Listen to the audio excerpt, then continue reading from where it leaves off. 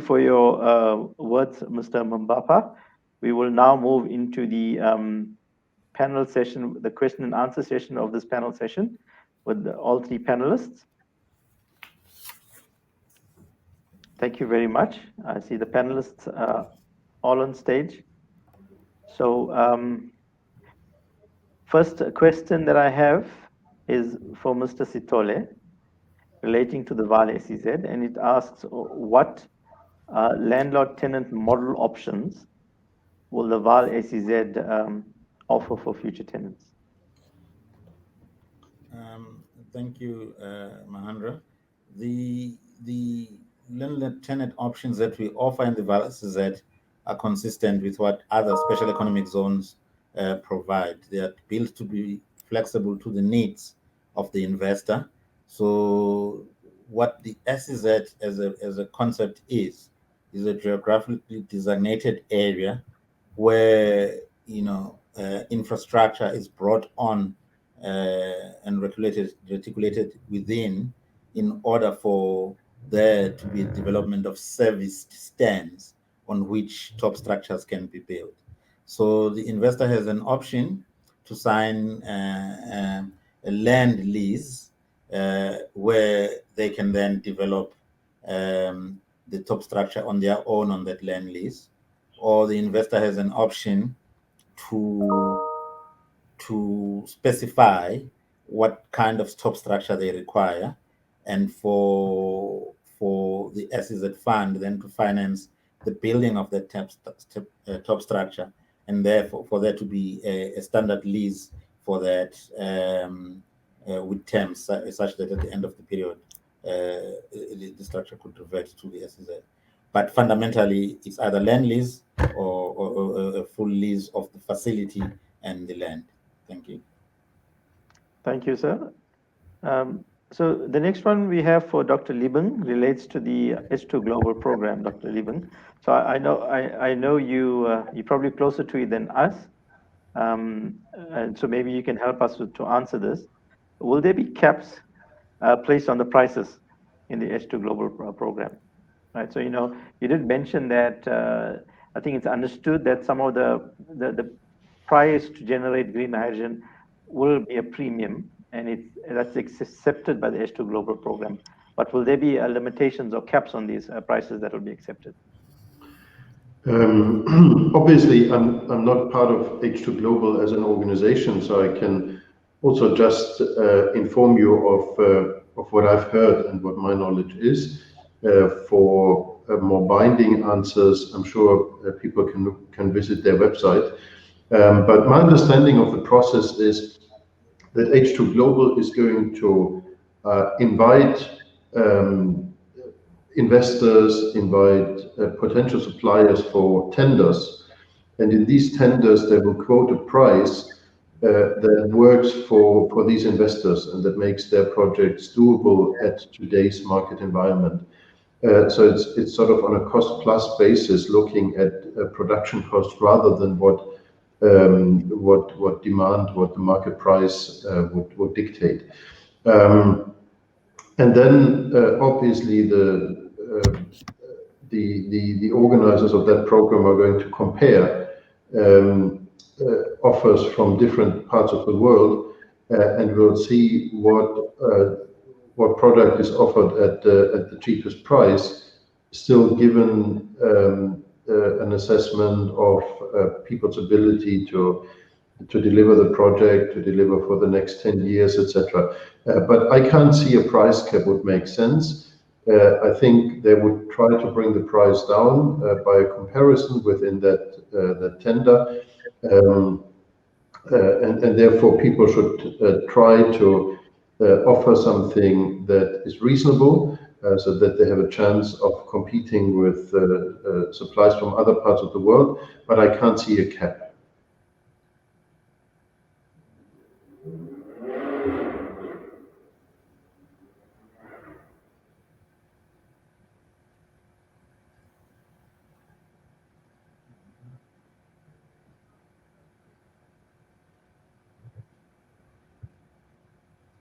I can't hear the moderator now.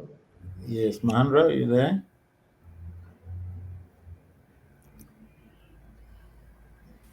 Hi, gents. It appears that we've lost the connection with the moderator. So until we get him back, I think we can flag the next question, which was posted here. Let me just send that through to you. This is a question for Mr. Mabapa. If you can answer that, and we'll try and get the moderator back. Thank you. Okay. No, what happens is that, for example, if currently we do have the coal mines and then we do have the power stations. Now, if a coal mine is affected, obviously the mine must create the programs to reskill the workers. Under the current mining arrangement with the DMRE, there is a fund for rehabilitation. For example, it's a lot of money, it's billions of money. So those are some of the monies that can be used to reskill the workers and refocus them to certain skills. It is something that is also done when the mines are closing. For example, you'll find that the mine come to an end, the life of the mine come to an end, the oil is depleted. So in terms of the rules and the requirement of the mines, they must have a budget to reskill these workers. The same as the power stations, we take it that if the power station is to be repurposed, obviously the skills and what these people were doing is not going to be the same.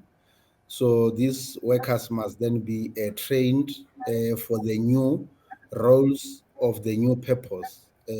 Yeah, I will take it that it is the employers that take the responsibility to make this or fund these reskilling or upskilling programs.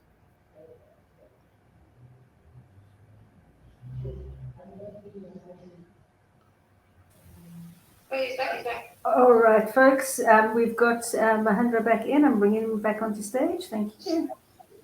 Mahandra, just so you know, we had a loss of connection with you. We asked William his question in the questions, and if you can continue from there, please. Thank you.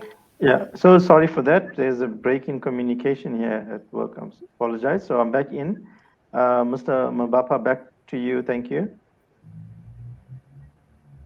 Unless there is another question, I did respond the moderator when you were not there, but just for the sake of you, I was saying that the people that must be responsible for upskilling or reskilling these employees are if it is a power station, obviously then it will then be the responsibility of ESCOM in our situation. And if it is the mine, it will then be the responsibility of the mine. We must be mindful that in South Africa, any power station is linked to a mine. So because they are coal-fired power stations, so every power station is linked to a mine. So when you stop or you change the strategy at the power station, not to use the coal, it means you must repurpose both the workers at the power station and the workers at the coal mine so that you mitigate. But in the mines, upfront, there is a fund. Employers are required to have this fund. Part of the money is with the Department of Minerals and Energy, but part of the money is the one that the employer themselves has to keep, particularly during the process of Section 189 for reskilling and upskilling.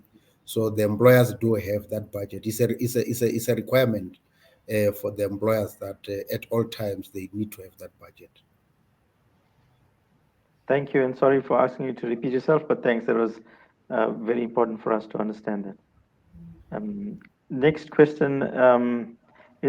So we have a technical question, and I'm looking at Prof. Liebing for this, but it relates to the transportation of and exporting of green hydrogen. So It says, which technologies or methods will SA adopt to ensure that it is cost effective to transport or export green hydrogen? I think that is indeed a very important question. And before talking about export, let me talk about a local use of the product. As I said, one of the difficulties at the moment is that in South Africa, with its relatively low CO2 pricing, a lot of green hydrogen-based products would just still be more expensive than conventional products. And therefore, there is a few niches where you can apply them commercially at the moment, but not too many. And therefore, I believe a pilot project will most likely have a share for export. Now, for this export, there is various aspects to look at. Again, it's a question of how price compare against conventional products that include CO2. And that is why Germany has said, we still believe it's difficult to just do this on a market basis. Therefore, we need to subsidize to a certain degree, and that is exactly what this foundation is going to do to develop the market. Now, in terms of technologies, mostly people talk about three different options on products that you can derive from hydrogen, being methane, which is nothing else than CO2 neutral natural gas, methanol, or ammonia. These three products, once the hydrogen has been converted to them, there is existing transport methods, there is existing infrastructure that can be used for transporting these products to Europe. You have ships that are used to transporting LNG or methanol or whatever. So that's possible. However, transport only makes sense once you have reached a certain quantity. We have been looking at the numbers and found out that a small pilot project of, I don't know, maybe 70 or 100 megawatts would only be able to produce enough methane or methanol to fill one ship every 3 years. So obviously it doesn't make sense to store the product for 3 years and then to send one tanker to bring it to Europe. So that is why we need to scale up these projects relatively quickly, which makes them capex intensive. And that is why I was saying we will need some international financial investors to come in, and they're only going to come in once you have a bankable, strong off-taker. We need to do this in partnership and under the supervision and definition of local governments, but I think that is the framework we have at the moment, and now we need to go and do first projects to demonstrate it works. Thank you, Prof. If I can stay with you just for a couple more things. So there has been some questions posted around blue hydrogen. Obviously the possibility of using coal and then carbon capture and storage, which is blue hydrogen. Can you give us your opinion from South Africa's export perspective? What's the appetite for blue hydrogen, if it's coming from coal? In fact, that is not an easy answer, an easy question to answer. When it comes to blue hydrogen, we need to be very clear that industry in Europe understands that this might be a bridging technology that makes it possible to start developing a hydrogen market. However, when it comes to governments, they are a bit more restrictive. So blue hydrogen, for example, would not qualify for this offtake scheme that the German government is setting up. So therefore, it would need to be a standalone commercial project. So we would need to look for off-takers in European industry, but it's not going to, it can't expect any subsidies or any government off-take contracts. Okay, thanks for clarifying it. I think it's important to know that, and the target should be green hydrogen for exports. The important thing about what you mentioned now is that the subsidies provided by H2 Global and other programs Some of them have been mentioned to be grant type of funding and concessional debt, etc. Is what's going to make the business case in the near term, in the near future, for South Africa as an exporter stronger by providing such concessional kind of funding. It makes a business case for export of green hydrogen stronger. So, and there are questions relating to the fact that yes, green hydrogen is more expensive compared to gray hydrogen. But having those kind of subsidies is what helps a business case to get our foot into the hydrogen market by exporting, and then in parallel developing the local demand industry also. Thank you for that. Yeah, thank you. And I think one more thing, just a quick clarification from someone, Prof. Lieben, regarding, I think it relates to the S2 Global Program, but it says, where can one get more information with regards to the guarantees that are backed by the 1 billion euros? And I'm assuming that refers to the S2 Global Program. So I know there is a website, Prof. Lieben, but maybe if you can guide us, please. Yes, let me look it up while we speak. But they do have a website, and it's indeed the 1 billion is the backing, and it's the budget also for the subsidies to cover the price gap.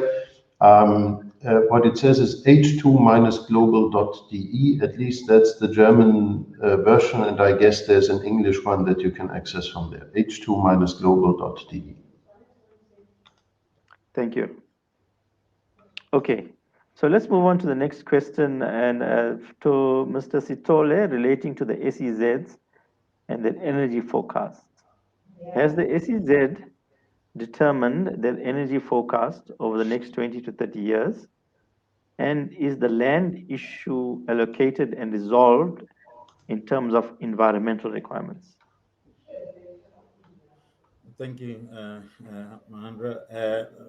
A direct answer to that is that answer is not known definitively at the moment. That's simply because we're still engaged in the process of developing the master plan.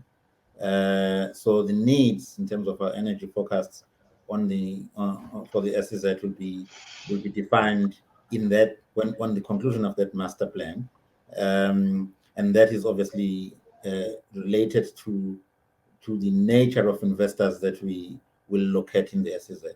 So in respect of energy forecasts, we are a few months out before knowing the answer definitively. In respect of land, we are in the process of undertaking the necessary environmental assessments that will validate that those pieces of land can be included in the SEZ.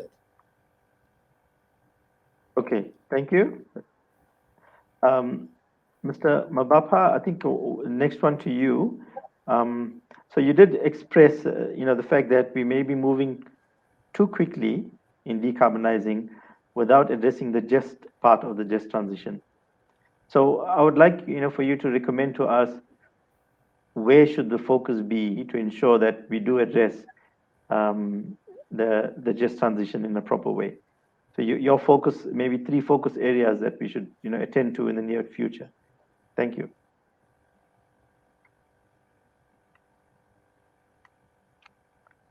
Sorry, Mr. Bambapa is on mute. I've muted.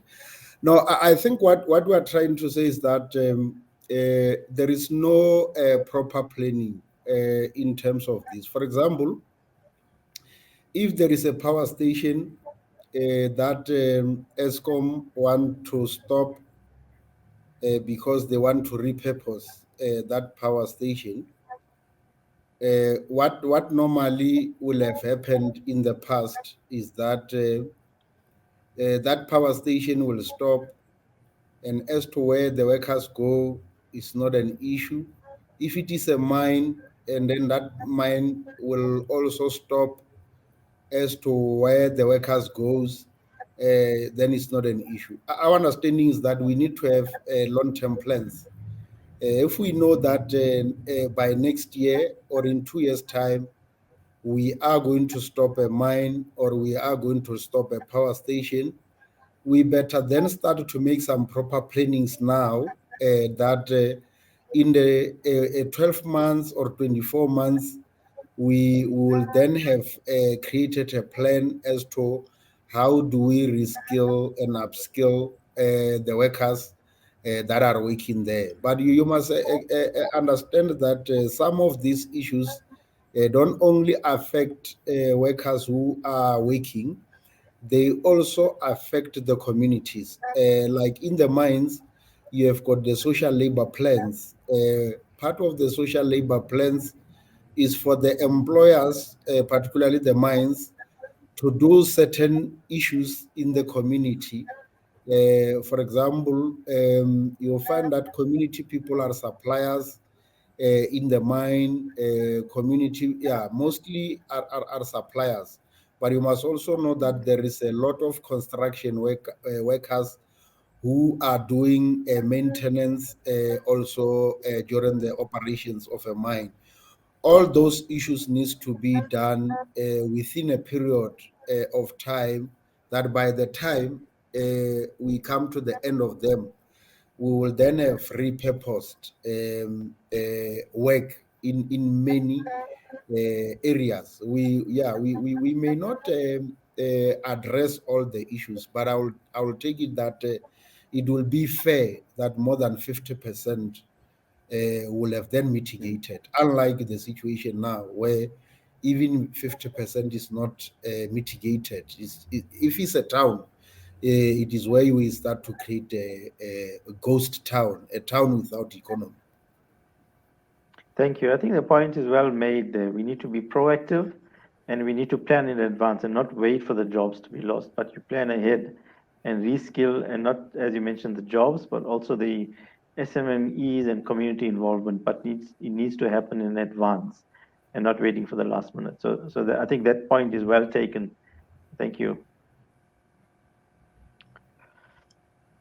Okay, so I think we've come to the end of the question and answer sessions. I don't see anything more coming from the audience. So if there are no more further closing remarks, I think we can move on to the closing session. We have got Prof. Lucky Matabula with us, who's going to take us through to the closing session. So with that, I want to say thanks to the panelists for your talks and your insights you provided and making time to join us today. Thank you very much, panelists. Thank you. Thanks to you. Thanks, Chair. Thank you. So we have Prof. Lucky Matabula, who will take us through to the summarizing the outcomes and closing of today's session. And we're honored to have the Prof with us. He is the founder, CEO of the Think Foundation. Professor Matabula holds a Doctor of Administration from Pretoria University and was part of a Harvard Business School Senior Executive Program. He holds a Freiburg University IGR diploma. He has also been advisor to several high-placed individuals and has business interests in the health sector, health risk sector, financial services, agriculture, and property.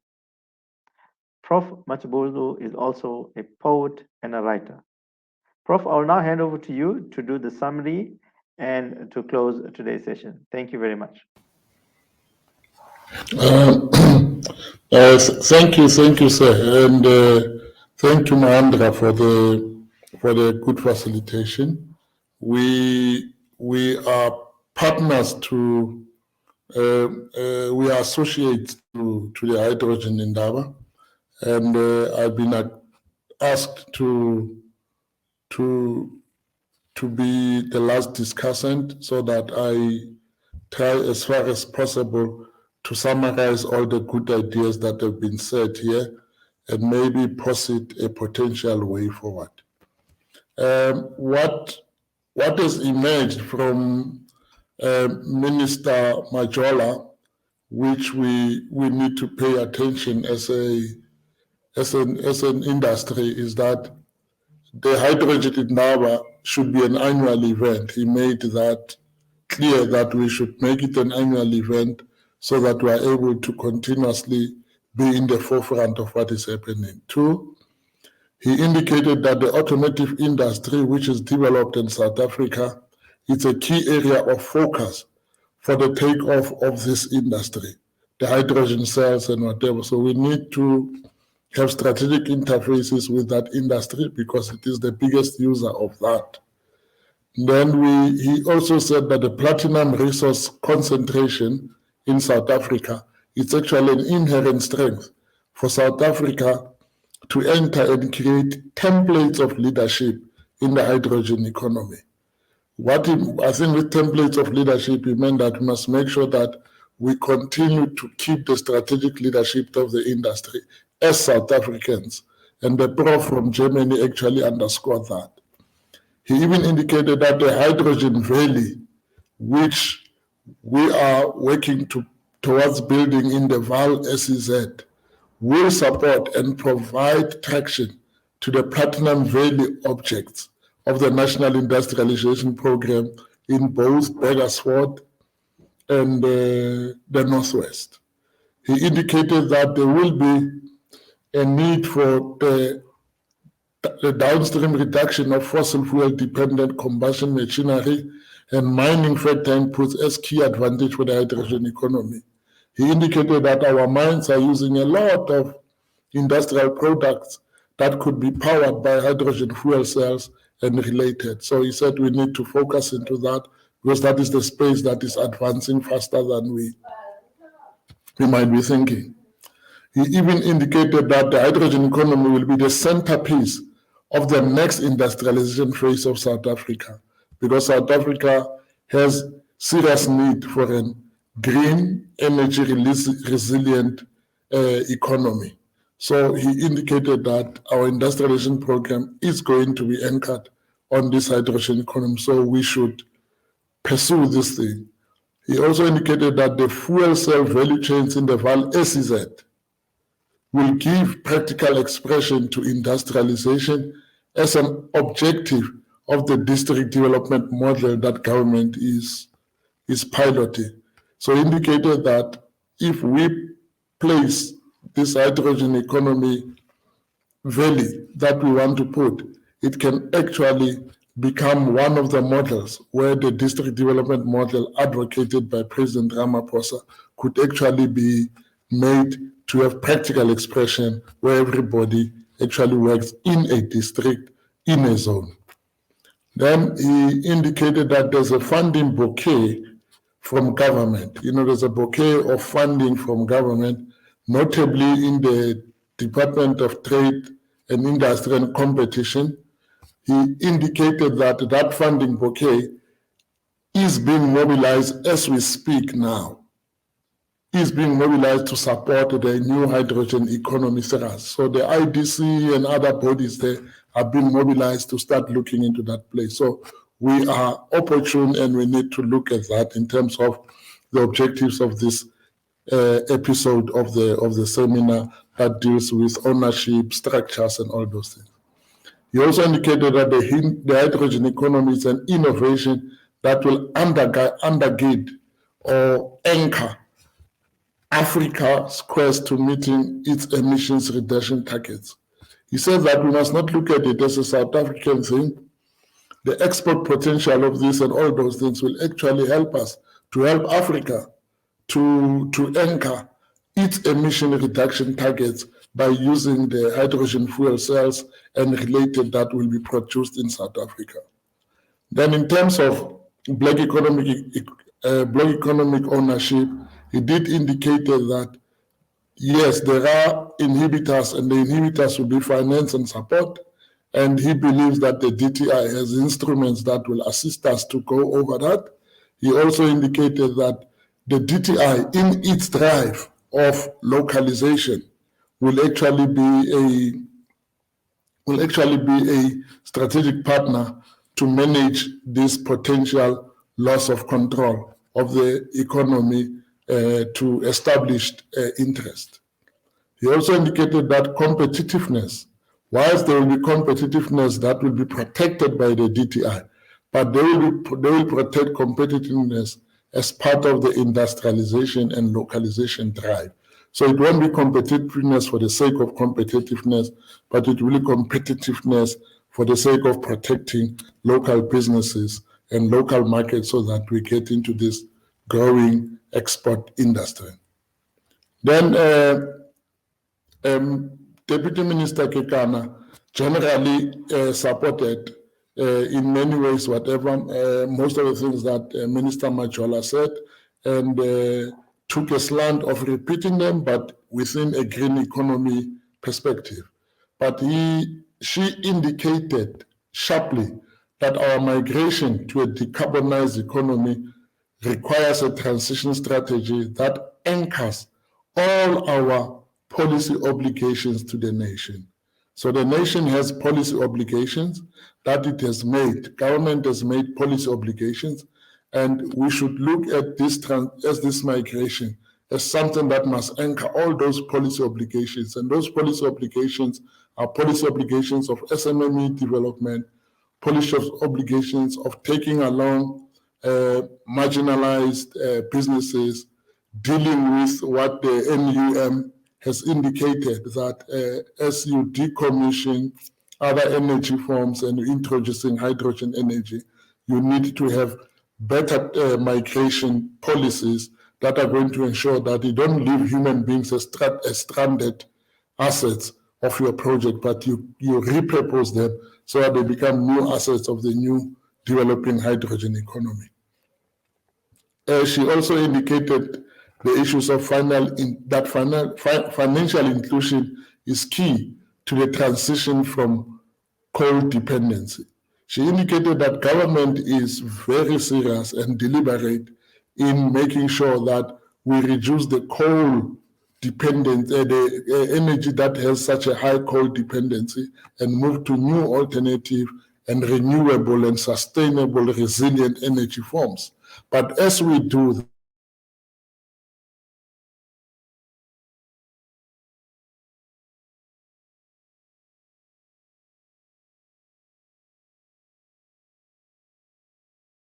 of a new policy change.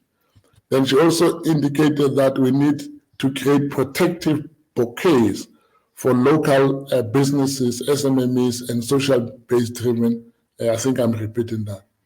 And in the panel discussion, we also heard how the SEZ has actually openly invited the industry to basically move into the zone and start taking advantage of the instruments that government has put in place to attract investment, especially because that SEZ has been openly declared by the Premier in our opening episode of the Indaba, that the Vaal SEZ is actually Gauteng's hydrogen valley, and because of its locational advantages into Africa, into all other places in the continent, including its closeness to the water resources, where hydrogen splitting and other things could be done efficiently.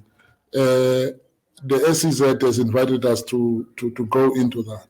Then we got perspectives from Germany.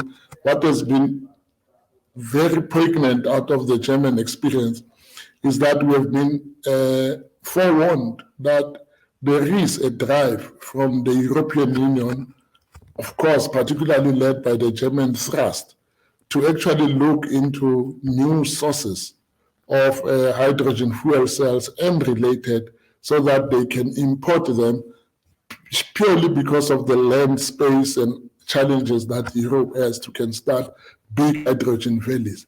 So he indicated that there is fund and there are funds in Europe, especially a special mention was made of the 1 billion euro fund that is in Germany, that has its own interesting conditions, but that fund is there to actually support what we are doing so that we can then accelerate and take advantage of the export potential and the foreign exchange earning potential of the hydrogen economy for our country. He did indicate, of course, that we need to learn from how Middle East countries have used their strategic positioning in terms of oil to make sure that they dictate how foreign investors and other people, when they come into the country, how do they play and how do they become part of the new economy that they did. So he was actually giving us a strategic advice here that as South Africa, we also need to have a regulatory framework that begins to look at how do we protect local businesses and local entrepreneurs from foreign investors in a way that we keep the base ownership of this new green field industry in terms of ownership to South Africans. And we heard how the NUM has been explaining to us that whilst we are building this hydrogen economy, it is going to decommission a lot of existing carbon-based and fossil fuel-based energy production firms or factories or generators. He did indicate that when we do that, we should know that when you close a power station, you are downstream closing a mine, you are downstream closing local businesses, you are downstream closing livelihoods, you are downstream initiating an elaborate retrenchment process. And that on its own will need a strategic, coordinated process that as we do that, we need to create a repurposing of all those people that are going to be participating in the new hydrogen economy. However, as this is what the speakers have indicated, but as a closing parting shot, I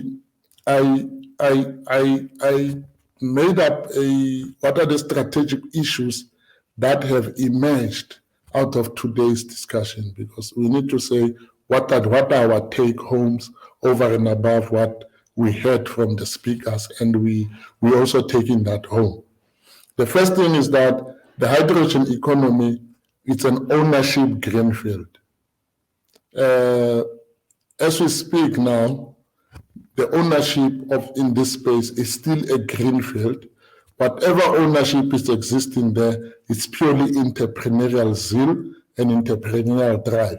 But there's no industry-wide policies and strategies to deal with the ownership. So it's an ownership greenfield, and we need to make sure that that greenfield, we protect it for South Africans.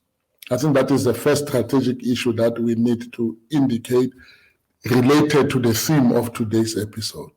The second one, the hydrogen economy, it's an opportunity for South Africa to start a sustainable and resilient energy future.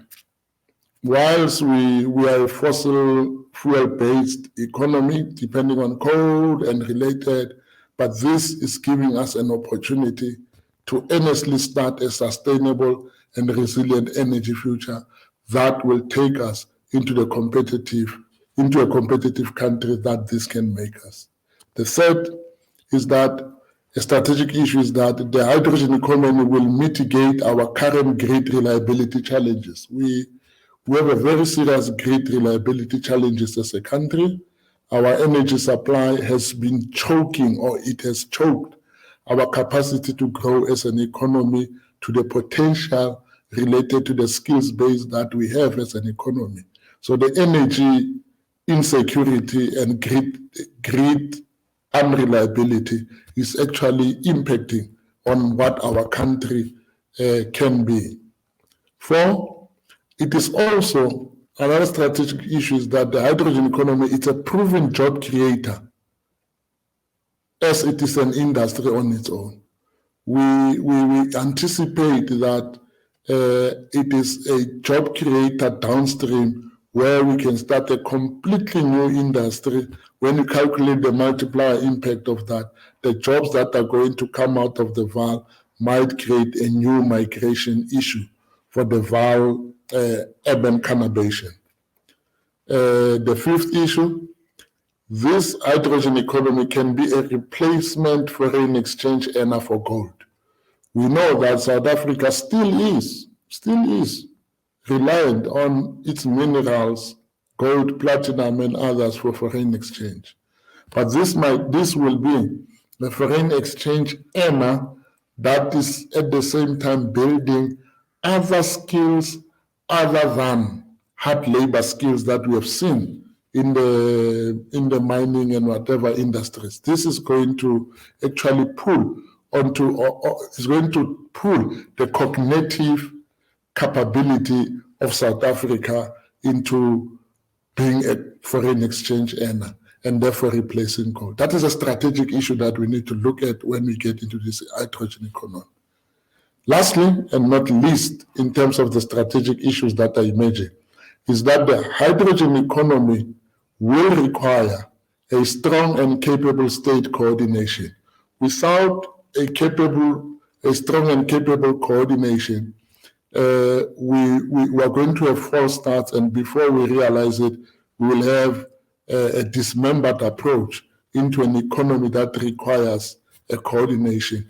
And that we must congratulate the Indaba in the way it has pulled in the people. It's inaugural Indaba, where you opened with a premier of a province that is actually hosting the hydrogen valley, and you pulled all other people from the executive authority, even from the private sector. If we keep this momentum, we will create the capability of the state within the coordination and district development model prescripts that government is trying to implement.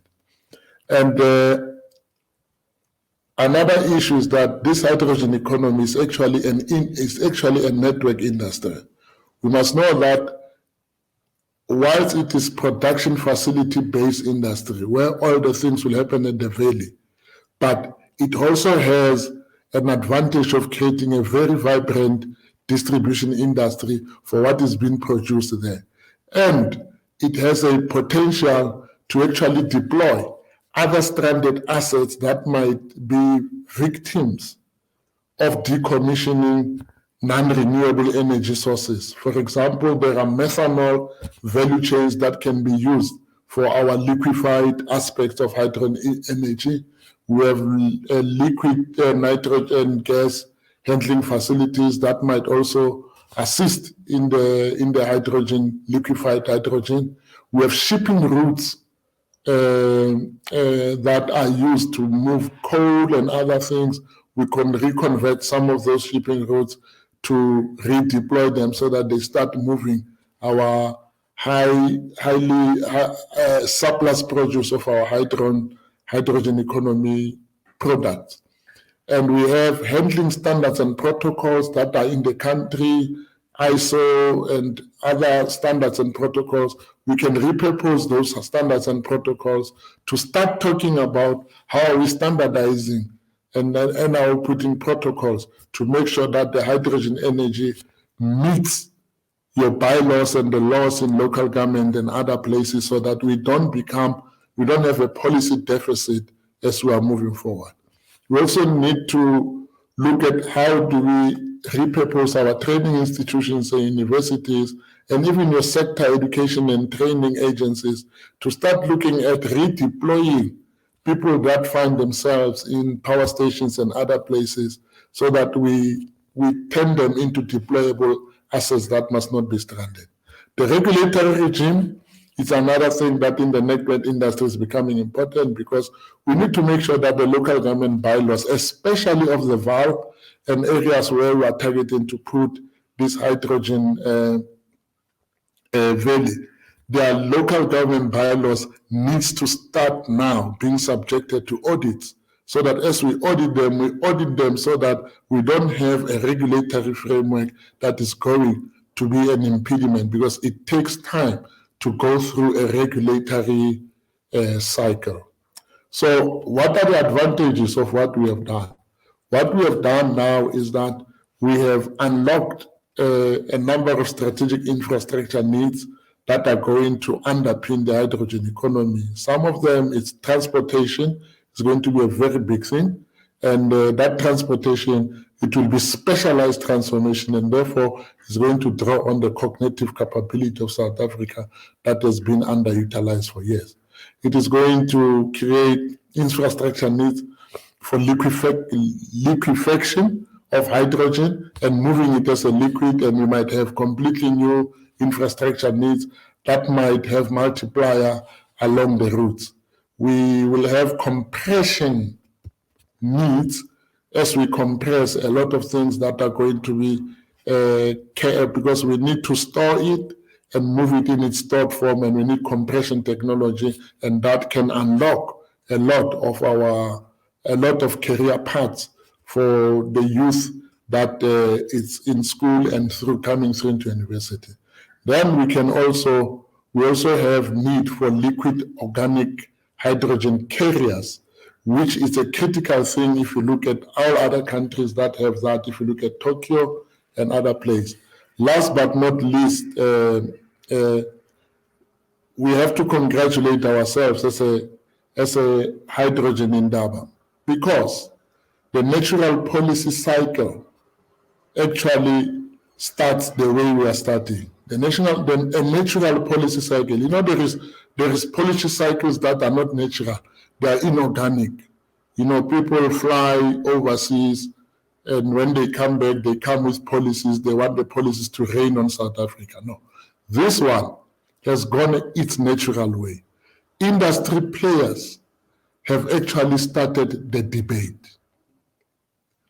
The industry players have started the debate, and that debate is informed by entrepreneurial response to the market demands. There is also industry association policy briefs that are emerging. If you look at what the Hydrogen Indaba Consortium and the African Industrialists Association is starting to produce towards informing this policy cycle. Our involvement and invitation of the trade union movement and all other people has created a very strategic social dialogue, where we'll have social dialogue outcomes, then there will be sector white papers, and then there will be industry-driven market influence. And that is going to create knowledge translation interfaces, and these knowledge translation interfaces are things like what we have now, and an Indaba will also have seminars, will have a report of this Indaba, and all those are knowledge translation interfaces.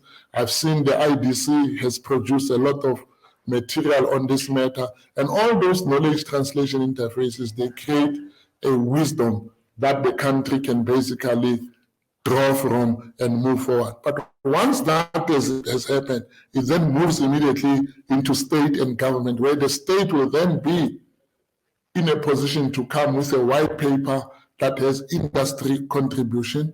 Then there'll be legislative framework that deal that.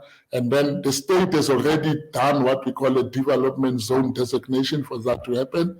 And the executive oversight, we are seeing it that our ministers are there. And in that way, there will be social compacting and governance and better industry players. Ladies and gentlemen, I think this is the summary that I have made. And before I close, let me thank the moderator again. He has steered this ship so well, and we are indebted, and thank you. And then thank the speakers for the time that you have made to be with us. The per capita cost of the hours that you have given us are very serious, and we thank you for the contribution to what we are doing. And I would also like to thank Mr. Mashudu and the entire team that is the wind behind the wings of this initiative.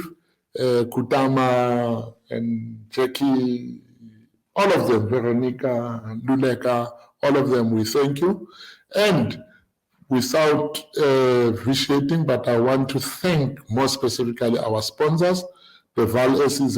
Thank you for sponsoring this episode of today, the Gauteng Growth and Development Agency, the IDC, the PwC, the DBSA, BMW South Africa. And I wish to indicate to you that we have our next discussion next week, Thursday. And next week, Thursday, we will be discussing exactly what NUM and what came out today to show that this thing, they are flowing from one to the other. We'll be discussing skills and development with Minister Blaine Zimande from Department of Science and Technology. We will also be impressing upon him to also speak to the innovation aspects of the hydrogen economy, because if you look at the innovation aspects of the hydrogen economy, the whole hydrogen molecule splitting to get energy and all those things is such a fascinating thing for young minds. We will be hearing him and his team that will be coming there. Thank you very much, ladies and gentlemen, for being with us.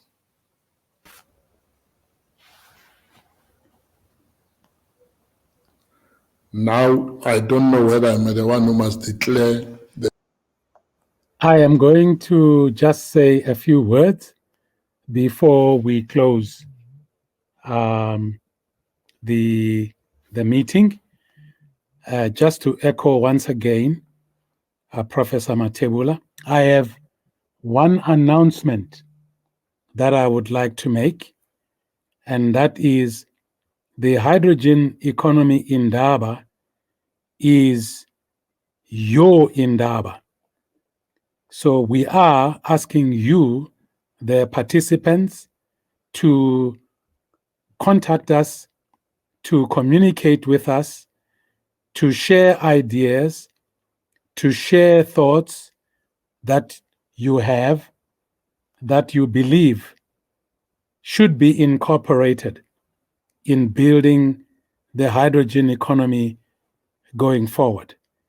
So that's really what I wanted to request, that we need your input, we need your ideas. You can write to admin. There is the admin email address. We are busy working on creating an interactive page in our website so you can share ideas and inputs. Once again, many, many thanks, and we will hope to see you in the next episode 3. We have an idea of having an episode 5, which will be in 3rd week of November, addressing the funding challenges that we need to address in building the hydrogen economy. And we're also looking for ideas and input on that as well. Thank you.